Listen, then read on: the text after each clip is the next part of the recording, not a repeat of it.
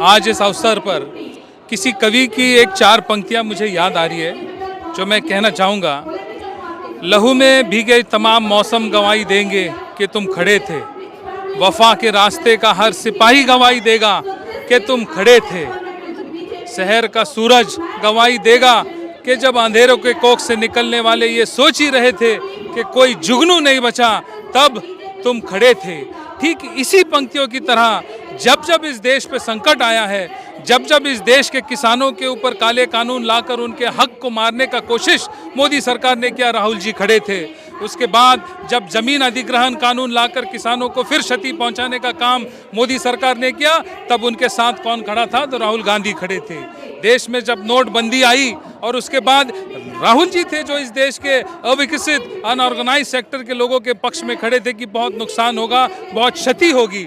ठीक उसी तरह आज भी जब हम देख रहे कि इस देश का लोकतंत्र खतरे में है, बीजेपी लगातार इस देश में बनी हुई लोकतांत्रिक सारी संस्थाओं को एक एक करके उनमें अपनी पूरी कॉम्प्रोमाइज किया जा रहा है। ठीक उसी तरह इलेक्शन कमीशन को भी कॉम्प्रोमाइज करने का काम आज यहाँ पर बीजेपी ने किया है। हम देख रहे हैं कि हर जगह वोट चोरी के माध्यम से सरकारें उलट पुलट की जा रही है। महाराष्ट्र हो, हरियाणा हो, अभी हाल ही में हुई बिहार चुनाव हो, इसके यहाँ तक ही नहीं रुके हैं, बल्कि इतनी बेशर्मी इलेक्शन कमीशन कर रहा है कि आने वाले दिनों में जहां असम में चुनाव होने जा रहे हैं तो वहां पर एसआईआर के माध्यम से इलेक्शन कमीशन ने यह नया कानून लाया है कि यदि कोई 7 दिन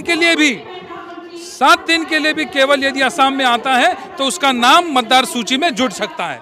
ये केवल ये इसी का प्रतीक है कि इनके जो बाकी जो डिसाइडेड जो इनके वोटर है जो पूरा हिंदुस्तान घूमते रहते हैं, असम बिहार में भी वही देखेंगे, उत्तर प्रदेश में वही देखेंगे, वही वोटर आपको असम में आकर उनके पक्ष में वोट करेंगे। आज मैं असम का काम देखता हूँ कांग्रेस पार्टी के लिए, मैं वहाँ पर ज़मीन पे जो घूमते रहता हूँ, मैं जानता हूँ कि वहाँ का हर एक आदमी असम की भ्रष्ट हेमंत बिस्वा शर्मा सरकार से त्रस्त है और उसको बदलना चाहता है। और ये बीजेपी को जानकारी है, इसीलिए ये वोट चोरी के माध्यम से वहाँ उनका पूरा प्रयास रहेगा कि इसी तरीके से जो पूरे हिंदुस्तान में चल रहा है वो वहाँ पर करे। लेकिन मुझे विश्वास है कि आदरणीय राहुल जी की नेतृत्व में ये जो अभियान यहाँ पर चला है ये एक निर्णायक स्तर पर जाएगा और ये वोट चोरी इलेक्शन कमीशन को सबक सिखाने में कांग्रेस पार्टी कामयाब रहेगी।